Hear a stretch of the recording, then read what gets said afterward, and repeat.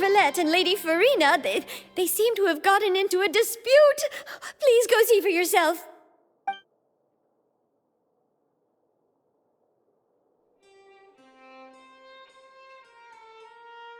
Like I said, I've already explained everything. And yet the problem has not been properly solved. There is little space for excuses between us. It is not my intention to offend you, but please, tell me where you stand. You are the Hydro Archon Focalor, are you not? Look at this. This is a list of the victims from the recent Poisson incident.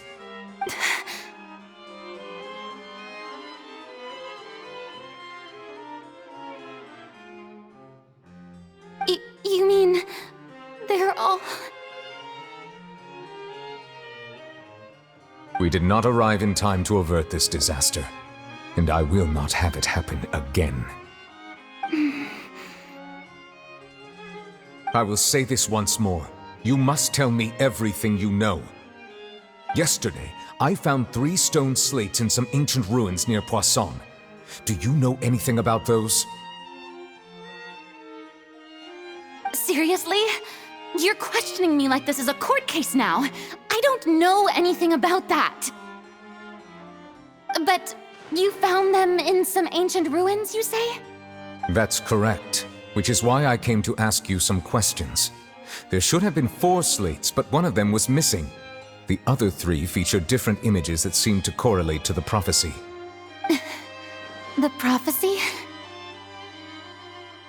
The second of these slates depicts the previous Hydro Archon Egeria kneeling before a floating island in the sky, as if confessing something. Do you know nothing of this either? I don't. I've never seen such slates. I'll ask you again. Do you really have no information regarding the previous Archon? My deciphering of the slates indicates that the Hydro Archon Egeria once had to confess to, or apologize for, a certain sin. If anyone would know about it, it should be you. All gods don't have the same secrets, you know. She was herself and I'm me. Is it really so strange that I know nothing? I understand your concerns, but I'm sorry. I just don't have anything to tell you. Forgive me for saying this now, Lady Furina, but I have long known of your various secret investigations into certain matters. There are several indications that you have been investigating the prophecy on the sly. This is not strange in itself, considering that you are the Hydro Archon. But it is strange that you should also claim to not know any of Egeria's secrets, as well as do nothing following your inquiries. You have never been as superficial as you have presented yourself to be, nor are you a fool. And yet, your behavior is very inconsistent.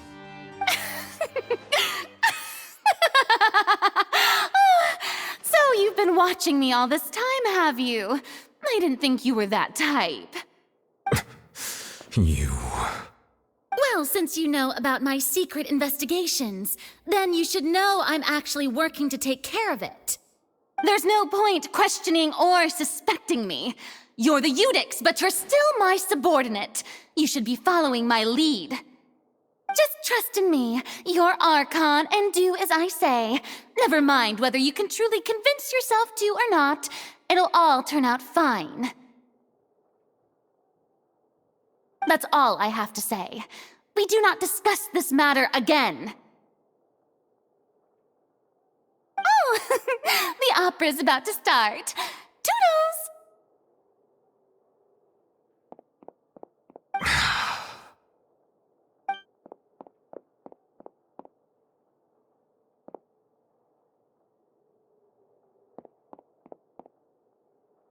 Did Furina not notice us standing by the door? Wonder what's up with her. She was smiling. She didn't seem in the mood to care if we were listening in or not. I assume you've been outside for a while now? Oh, you noticed. Seems Furina didn't even realize we were here. She was in a great panic, though I cannot discern the reason.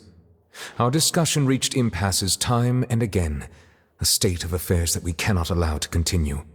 Still, I do not understand. Dialogue is the basis for understanding, so why did she keep refusing to engage?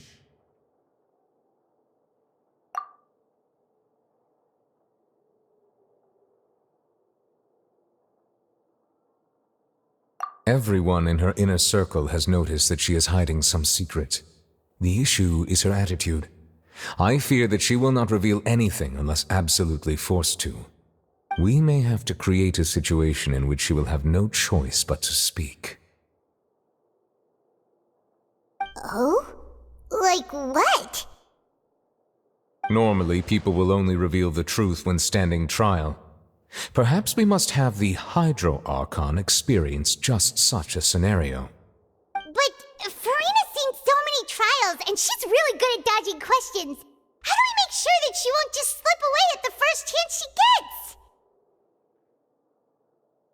We will need to consider this thoroughly, join forces with various parties, and then do what we can.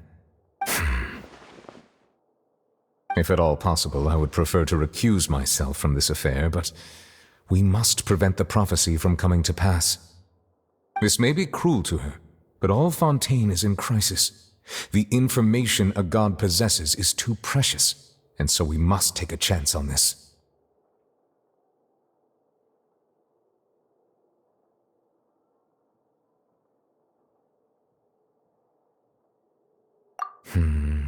But who will lend us their aid to do such a thing?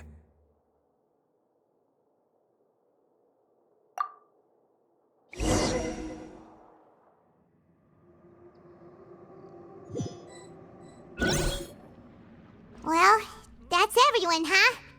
Speaking of which, it was pretty smart of you to think of hiding here. Poisson was just involved in a disaster, so it's presently devoid of people. That naturally makes it the best choice. And here you are drinking tea like it's the most natural thing in the world, huh? That's what families should do. Sit and enjoy a leisurely time together. It's nice to enjoy tea here, you know? Care for a cup? Lend me your ears, everyone. Or perhaps one of you might like to start us off. How about you, friend? Me?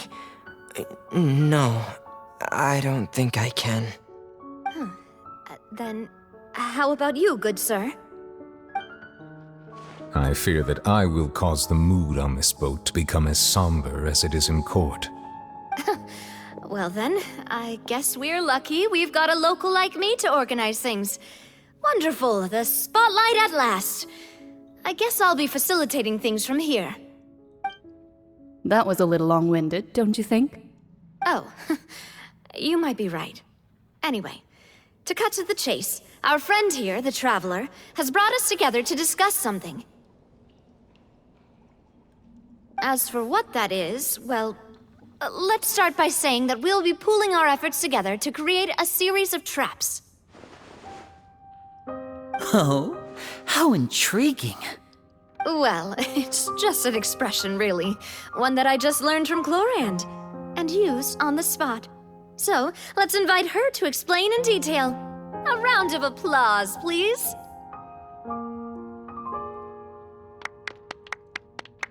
Huh? Didn't you say that you would be facilitating this? Oh, come now. Your work doesn't involve much public speaking, right? This is a good chance to practice.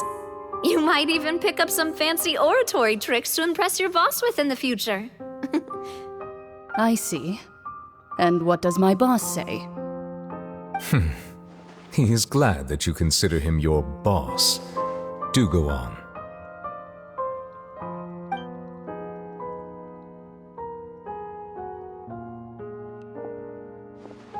In that case, do any of you have experience hunting? Not that I recall. Fremine and I once used a wooden stick in a basket to catch wild rabbits when we were younger. As for Lynette, oh, right. You were sick that day, weren't you? I've also gone diving to catch some fish before. Does that count? I'm afraid not. You may or may not have heard, but Fontaine once played host to a group known as the Marechaussee Hunters. Though that was their name, they did not hunt animals, but rather various monsters left behind by the ancient dynasty of King Remus. Today, Fontaine's monster population has already thinned greatly, so the hunters have blended back into society, taking up arms in other lines of work. They even left a unique methodology of hunting in their wake. A trap comprises of the following components: bait, a trigger, and a containment device. Sometimes a lethal implement will also be necessary to deal with the prey. So, if we were to build a trap together, right now, what would you choose to build it with? For me, I would prefer something basket-shaped. Pigeons and rabbits will see the bait and naturally enter the snare. Our line of work requires a deft hand, and we're some of the best in the industry, so you can count on our techniques. You used some of those techniques while moving the people of Poisson, didn't you? My subordinates mentioned that you even performed some magic for the bawling children. Yes, and I even managed to gather some intelligence in the meantime. I'm quite the multitasker if I do say so myself. I'm afraid I can't claim that as my strong suit. I prefer more stable methods, like placing bait in the water and waiting for the fish to come within reach. That's the kind of method I would count on. Calm and steady. Exactly the kind of person who would catch loads of fish. And I can be their assistant. With discretion, I'm sure. I'd probably use some sort of mechanical animal. Papa once bought me some small clockwork squirrels, mice, and such. When placed in the forest, they can attract others of their kind. I remember that you liked those too, didn't you? I did. And that would be a good way to go about it. If they're realistic enough, animals of the same kind will follow them all the way to the trap. What about you, Monsieur Neuvillette? I fear I do not have any related experience. That makes sense. You usually solve problems directly, without the use of any such tricks. But I do have one more question for you, Monsieur. If we were to create a trap now, how would you design it? I would like for it to be effective, but bring no harm to the prey. A more gentle trap would be ideal. Kind, as always. However, our intention doesn't necessarily change the containment device and the type of implement we need. If we wanted to kill the prey in one strike, we would need a powerful implement. However, that also goes for prey that must be captured and safely contained. Wait, why's that? Only a hunter who's a true expert at subduing their prey can snare it without harming it. The line that divides life and death is often exceedingly thin. So, are we going hunting together? Huh. We hadn't thought of seeing ourselves as hunters. It kinda works, but maybe it's still not the best metaphor. If our means of capturing and dealing with our prey is to put them on trial, then the hunting metaphor is actually quite accurate. But we shall require much more courage than any hunter to judge a god, a being whose seat is an exalted throne. Oh, so that's what's going on. Sounds very interesting.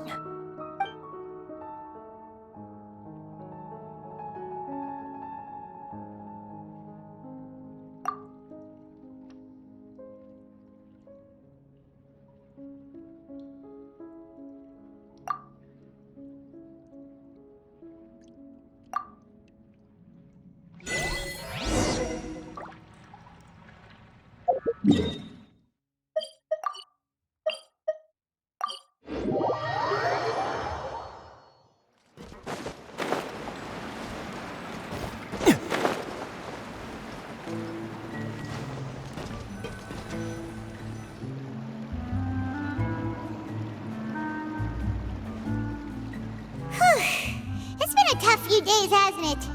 So much has been happening. Paimon didn't think the meetings would go on for so long, but everyone seemed pretty fired up, huh? Paimon thought they'd be at least a little frightened. Well, Furina was, now that Paimon thinks about it, but everyone else just looked a little surprised. Well... It's hard to say. Paimon doesn't have any experience with this sort of thing. But with you around, Paimon sure will do great. After all, you're the most reliable person in the world, aren't you? Huh?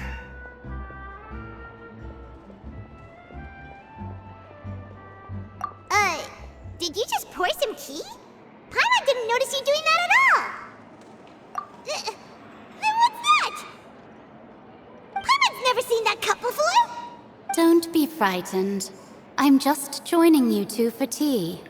I merely refrained from saying anything till now. Who's that voice? But there's no one here. Aw, have you forgotten me already? Wait, you are familiar. You're the voice we heard from the sky in Sumeru. The voice from the sky, I fear that description is wrong. Though, not completely wrong. You're feeling lost now, just as you were feeling previously. I sensed that confusion and thus came to you. Guiding people is an irresistible hobby of mine, after all.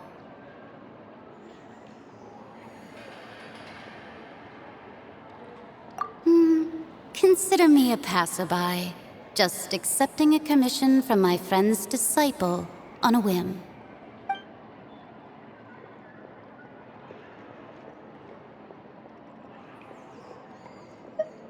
The prophecy. Yes, what has been prophesied will be fulfilled. You may view such things as the history of the future. What? Then is there any way we can stop it? I believe you have witnessed a failed attempt with your own eyes. Can everything in Tevat so easily be changed?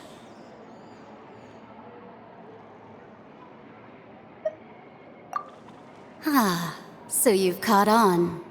Just as prophecies are usually only the future as seen from the perspectives of the gods, could things be happening in hidden corners where the gods' gaze does not fall?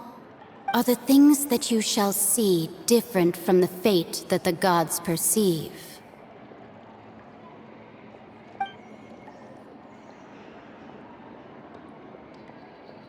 What is she talking about? It all sounds really impressive and important and stuff, but it also sounds kind of scary.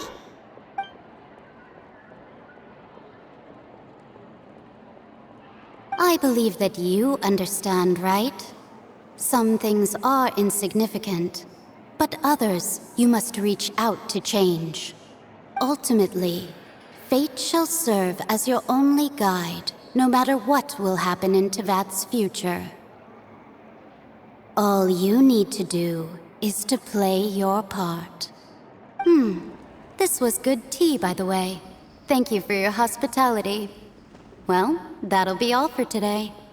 The voice. It's gone.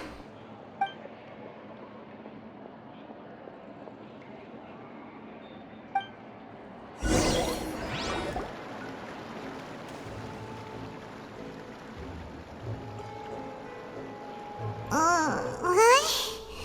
I want to hear someone talking. All right, coming. Hey, it's you who's getting lazy, okay? Well, I see I've walked in on some lively banter. Luna! Fine, just fine. I went to take part in that Steambird panel. It turned out to be more interesting than I expected. Not all Fontanians are pessimistic about this. One journalist mentioned that sitting around and waiting for the end to come would be wrong, and that they should make their own rescue preparations. I agreed, so we had a brief chat with her. Did she have pink hair by any chance? Why, yes! It was Charlotte. You remember her, right? That daredevil journalist? I'm in full support of her view. Prophecies are very important, but how can people allow their lives to be commandeered by just a few words? That's right! Paimon's glad to hear something sensible for once. Ah, yes. About what we had discussed before. I did try, but I'm afraid I couldn't reach the old hag. I'll try again tonight, but I wouldn't get your hopes up. Huh?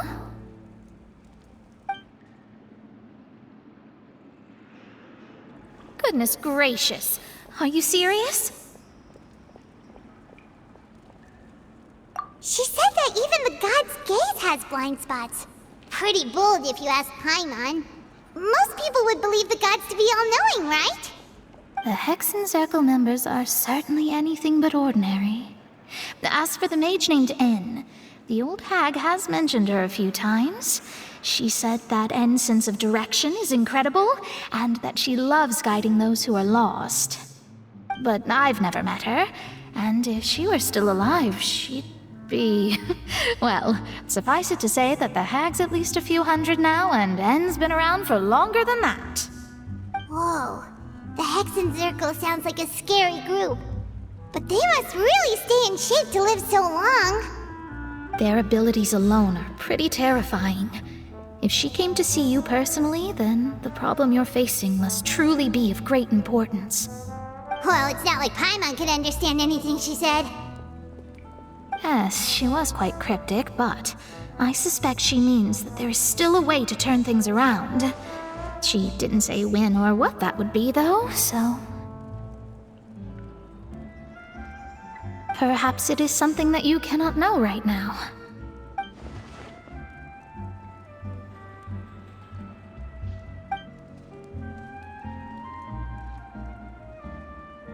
Traveler, Paimon, are you two all right? Oh, we're fine. We're just a little down right now. It kind of feels like the end is coming, you know? I see. I feel that same sense of desperation, too. I guess you could consider me someone who has often witnessed fate. So far as I have seen, it cannot be swayed. But even so, I still hope for, and believe in, miracles. Astrology is eternal and rational, but fate may not be. It is cruel, but it can also be beautiful. Perhaps that's what En was trying to tell you. Not to lose heart, and to believe that what you are seeing playing out before you is not yet set in stone. I did originally think of steering clear of all this, but I couldn't. Even if this is all futile, I still wish to help everyone. If we don't struggle to the last, then how can we face the end when it comes? Huh. You do have a point. There I go, talking about astrological principles again. Sorry about that. The moment I start talking about work-related stuff... I need to get going.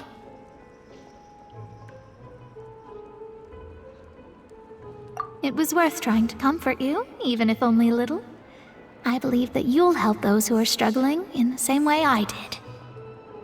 I suppose that might be why we always seem to meet by coincidence. Paimon feels kind of moved by what Mona said, but also kind of sad too. Hey, Traveler, Paimon suddenly feels like going outside for a walk. Let's go. Let's walk around the city, shall we? There's a few spots we always like to walk by.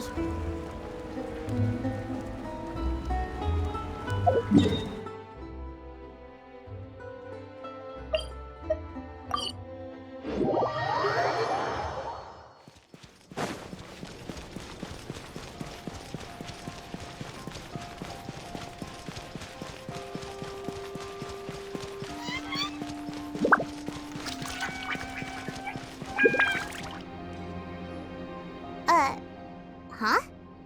Our names are written in this newspaper. What's going on? Let Paimon see! The underwater stronghold, the Fortress of Meripede, has continued in its noble autonomy, but that does not mean that others cannot interact with it. My recent attempts to enter the fortress bore little fruit. Huh. Guess Charlotte still hasn't given up on that. Thus, did an Outlander friend become the focus of this report. A blonde adventurer with their white fairy, legends trailing in their wake. It is said that this mysterious traveler once visited the underwater fortress. So while the fortress's interior remains a mystery behind closed doors, do not fear, for the tales of the traveler contain surprises in spades. Journalist Charlotte's biggest scoop yet, the Traveler's Trail, World Walker. Huh. Charlotte took so many awesome photos of us and we never even noticed her. She hasn't been able to get a hold of anything at the fortress, so since we're easier to find, she's using us as the subject matter instead? Ugh, seriously? Well, fine. Those headlines and photos do look cool, so Paimon will forgive her this time.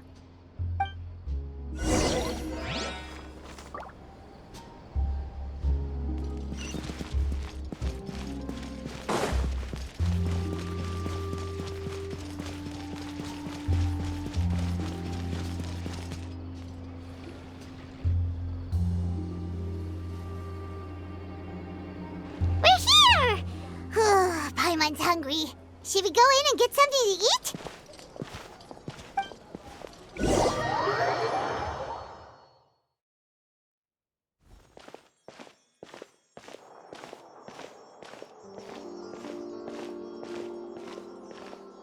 Hey, quick! Look! That's the limited edition, only 16 slices a day cake! It was so delicious the last time we tried it! Despite the tense situation we were in, let's give it another go. Paimon's sure it'll be great. 1 slice of cake, please. Someone showed up after all. Oh, wait, you're the one from the Palais Mermonia. Oh, are you here to buy cake too? It seems Monsieur Nervalette was right. You really can eat. Wait, did he really say something like that? That's right. Even he has his own preferences when it comes to food. As for me, I love the cake and coffee here. Do you come here often? Usually every day.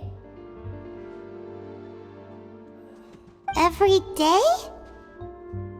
It's part of my daily schedule, apart from work. I shall have my cake and coffee. Then what if someone told you one day that this place would be closing soon, and you wouldn't get to eat cake here anymore? What would you think? But why would it close? Well, Paimon doesn't know either, but maybe the waters will rise tomorrow. You know, like in the prophecy. Oh, the prophecy.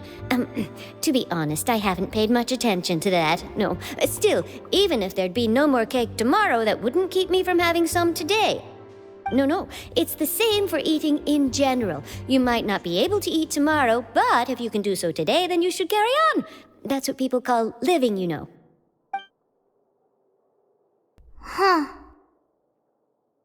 Don't be sad. Excuse me, could I have 2 more slices of cake to go? These 2 slices are for you. Sijuin said that this kind of expression you're making is what humans call being sad. Oh, you know Sijuin? I sure do. She was born before me, and she sometimes comes to the surface to teach us things about humans.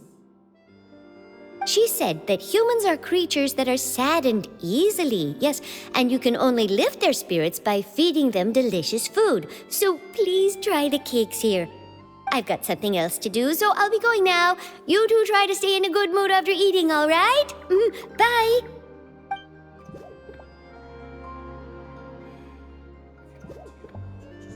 And there she goes. All right, let's dig in. Paimon's sure this cake will be delicious.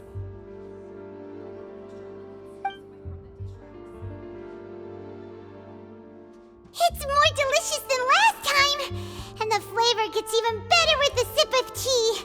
It sure would be nice if we could come again tomorrow. Sure would be nice if we could always eat delicious food here. Art is the key ingredient in fine dining.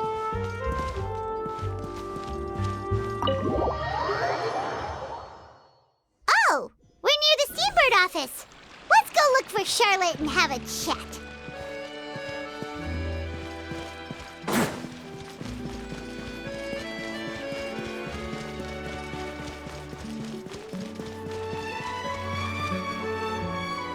Wow!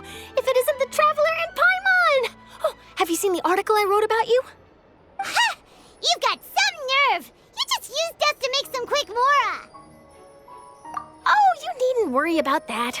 I heard that you were in Poisson some time back, so I sent you a letter to discuss just that. It appears you didn't receive it, though. It's all right, though. I've set aside the amount intended for you. I've even set the table with some food. Really? Oh, you're the best! You're almost a little too easy to win over, Paimon. If I were a journalist with ulterior motives, you'd be in trouble now, you know. Oh, Paimon knows you're not like that. Still, what brings you here all of a sudden? Were you looking for me? When Mona mentioned you, we thought of coming to see you at work. I see. It seems you've already bumped into Mona here in Fontaine. So she mentioned me? What did she say?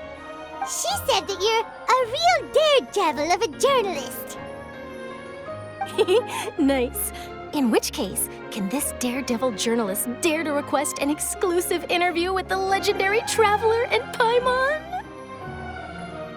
Huh? So your article in the paper today doesn't count? Oh, of course it doesn't. That was more like live photography. What I'd like to do is dive deeper and ask you to talk about the things you've seen and experienced. Yeah, are we even qualified enough? Why not? If I say you're worth an interview, then you're worth it. But not right now, of course. I'll need a few days to prepare. Oh, in that case, we'll just chat when you have the time then? Oh, so that's a yes? Ooh, splendid! I'll tell the editor-in-chief immediately. I'll have to apply for lighting, a venue, some props, and... Whew, so much to get done now. Talk to you later. Wait, Charlotte, Paimon's still got a question for you. And what's that?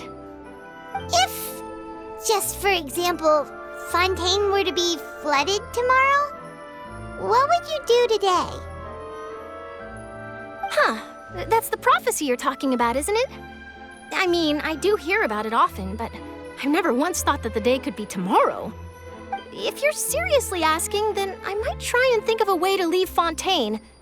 Oh, but I'm still a journalist first and foremost. That means I have a duty to be reporting from the scene. And secondly, I wouldn't forsake my homeland that easily. From what I've seen, most people don't know what they'd do should the worst come to pass. In truth, it might be better just to behave like normal rather than worry over such an end. So in all likelihood, I'd probably still be prepping at the office for that interview of ours. I know what you're thinking. That sounds a bit sad, but I've always believed that it's best to do what you enjoy.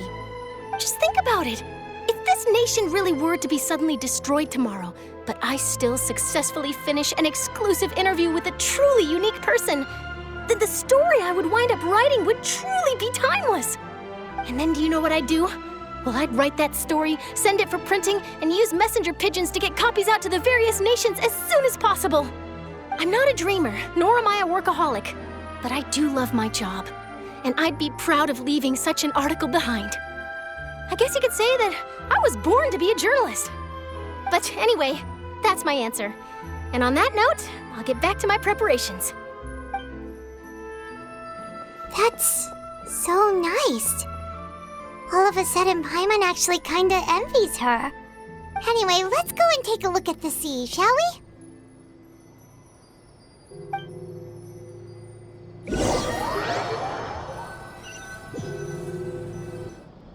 The sea breeze and scenery can be a pretty soothing combo, huh? Paimon's been thinking.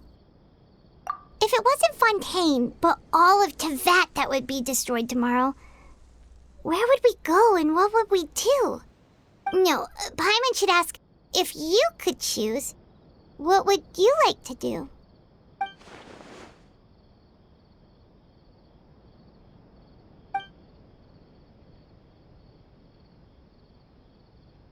We've always been moving to the next destination, so we haven't spent much time thinking about these kinds of things. We didn't have to either, with us always being on the road and whatnot. You mean, still traveling? Huh. Wait, isn't that what we've always been doing?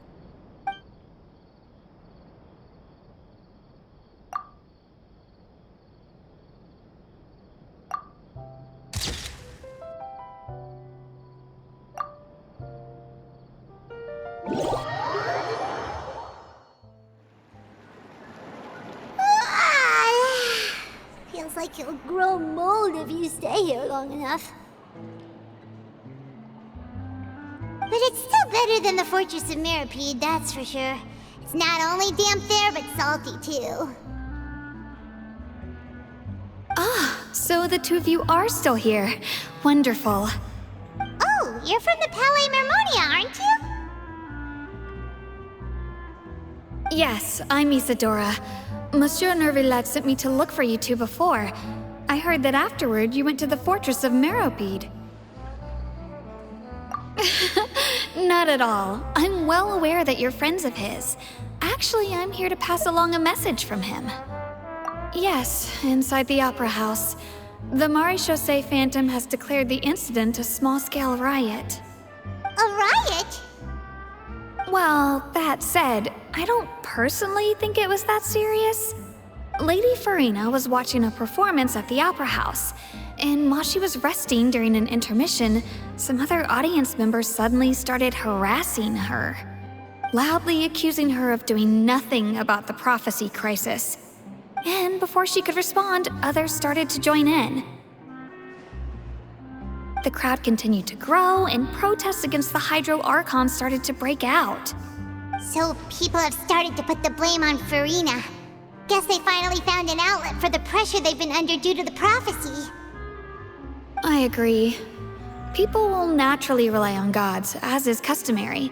But the moment people feel threatened, gods are also the first to be blamed. So what happened after that? Is Furina okay? Seeing that the situation was spiraling out of control and that further argument was pointless, she claimed that she'd gotten tired of this and left in a hurry. The Maréchaussée Phantom had their hands full maintaining order and did not catch where Lady Furina had gone. Only when things had stabilized did we realize that she had gone missing. So, you mean she's still missing? That's right. The Maréchaussée has dispatched many people to search for her, but we don't have any leads yet. That said, I don't think there's much to worry about. She is a god after all. Even if she were to fall into the hands of rioters, what could ordinary people do to her? Good. Monsieur Nervillet sent me to tell you about the situation, but he didn't say anything else. Don't worry, this is more than enough to go on. Thanks for keeping us informed. Ah, is that so? Well, all right then. In that case, you two take care. I'll be heading back to the Palais now.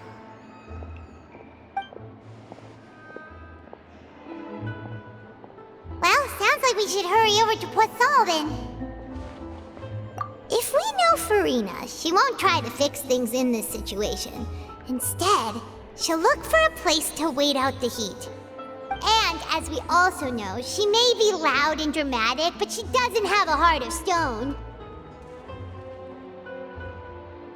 When Nervillet was talking to her in the Palais Mermonia, and she heard about Poisson, she couldn't hide her sadness and remorse. It would be hard for her to ignore being accused by the public today. Paimon thinks Furina's probably taken the opportunity to slip away to Poisson and try to relieve the sense of guilt that she's feeling. Huh! Well, what do you think? Paimon knows the answer, of course, but Paimon can do the analysis to back it up, too. Cool, huh? In that case, there's not a moment to lose. Poisson, here we come!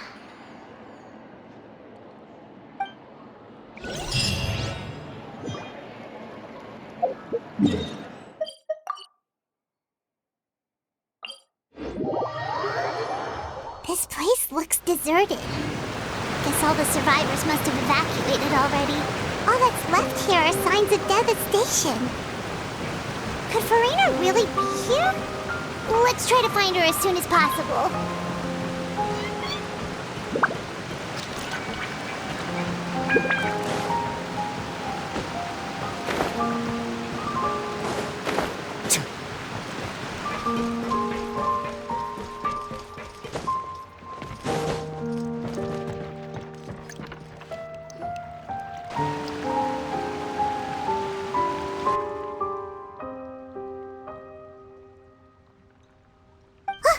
That's Furina, right over there!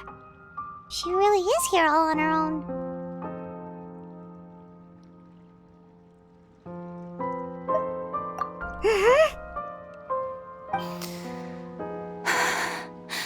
Should I just give up? This is all meaningless. What was meant to happen did happen after all. Everyone's dead. I'm sorry. I am so sorry. Give up, Furina. There's no point in holding out.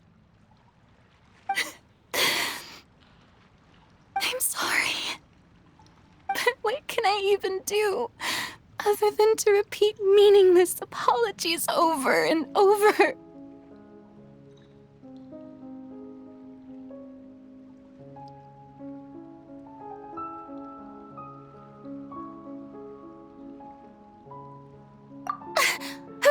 Who's that? Don't worry, Furina, it's just us.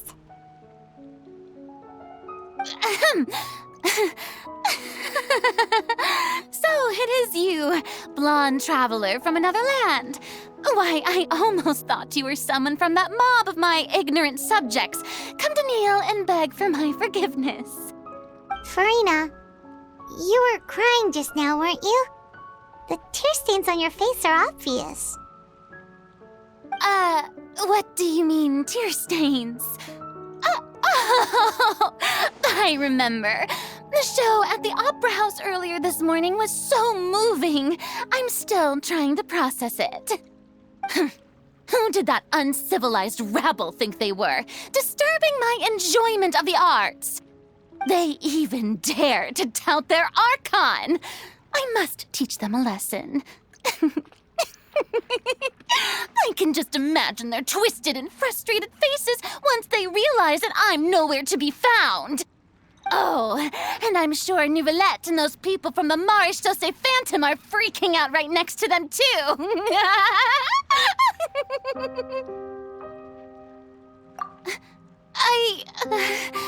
Of course not.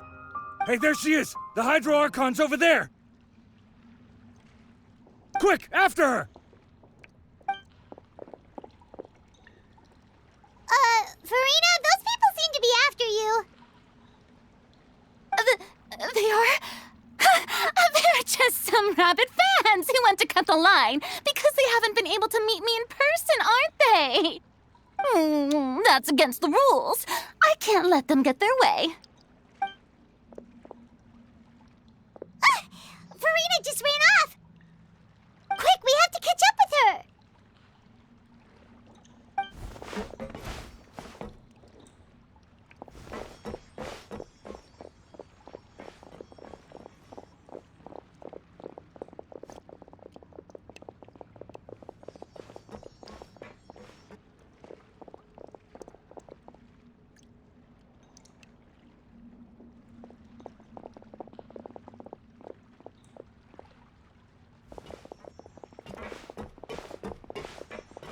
This should be the place, right?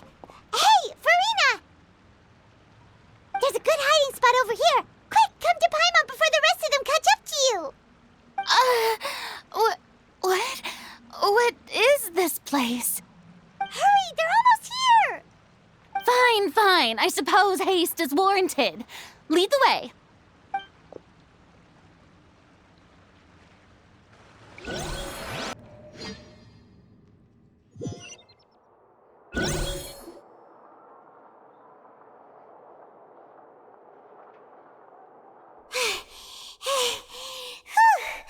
Paimon's exhausted.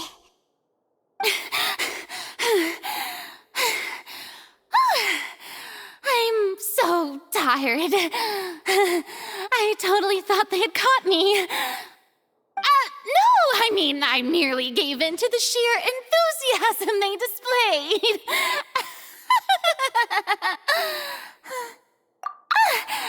You're right. Yep, that's a good girl.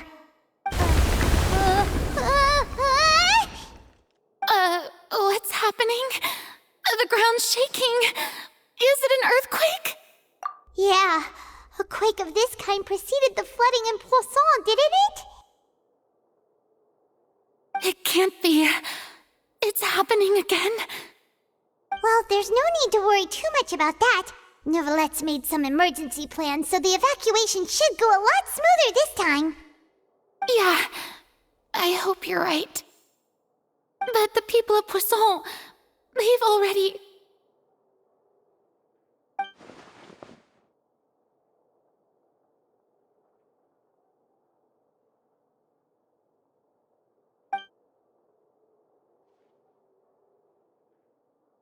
It's true. I've been investigating the prophecy for hundreds of years. I once had informants all over Tevat, searching for clues and feeding information back to me. I've tried all kinds of ways, too, to hold back the sea. Anything to keep the coastline from advancing. But all my efforts proved to be futile in the end. Really, the truth has been clear to me for a very long time. We cannot make an enemy of the divine. No matter what we do, the will of the heavenly principles will have its way, and the prophecy shall be fulfilled. Give up. I do love the sound of that phrase. It would mean finally coming to terms with fate, but also for me to finally be free. Indeed, I've thought about giving up so many times, especially after we almost lost Poisson. Fate is really unreasonable, isn't it? It has no heart and obeys no rules. The prophecy has only just started to come true, and so many people have already lost their lives. But just now, it all became clear to me. I still don't have the right to come to terms with fate on behalf of everyone else. As long as the final moment hasn't come, it's still not too late. Don't worry. I will keep hope alive for everyone until the very end. Well, that's enough for now. I got the impulse to play the stricken maiden, but honestly, considering my rank and station, that wasn't a good fit at all. Don't take any of what I just said seriously. How could I possibly let Fontaine fall to the whims of trivial prophecy? Come on! Paimon could have sworn you were actually being honest just now.